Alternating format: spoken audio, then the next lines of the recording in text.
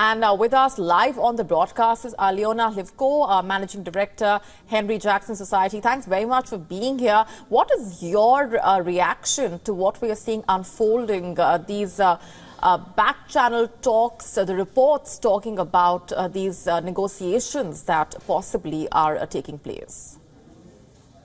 Lovely to be with you, Molly. Thank you, especially on India's National Day.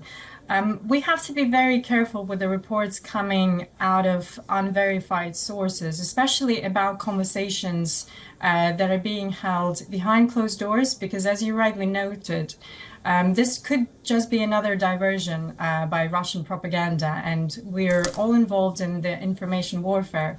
So one aim of this would be actually dividing the allies and sowing this distrust amongst European allies, especially if they would consider that the United States is holding negotiations behind Ukraine's and behind their backs. Whereas we got reiteration many times before by all leaders reassuring Ukraine and all the allies that there are no talks about Ukraine without Ukraine.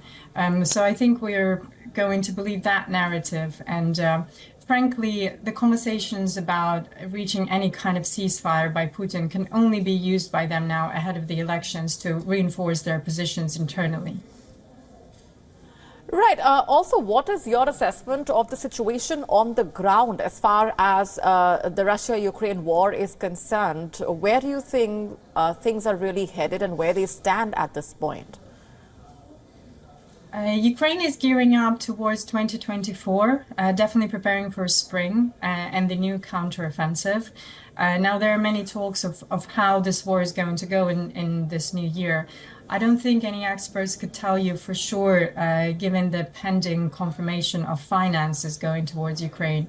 We know of the package at the EU and another finance package by the United States that is yet to get approved by the US Congress. And everything really will depend on that financial aid to Ukraine. If we get more weapons, if funding for more shells, that Ukraine desperately needs right now, then for sure Ukraine will be well on its way to retake some of its territory, or at least dig deep for deep defense. And the best defense for Ukraine in 2024 will be the offense.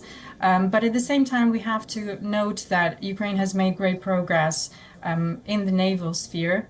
We have pushed back Black Sea Fleet out of the Black Sea. There is now very effective and efficient transportation of grains out of Ukraine towards Africa and all the countries who are actually relying on us not to starve.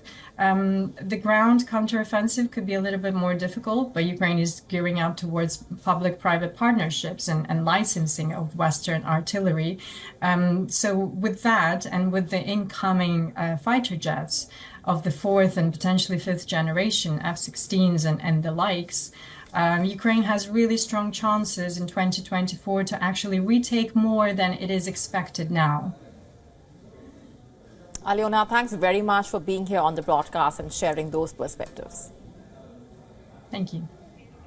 WION now available in your country. Download the app now. Get all the updates on the move.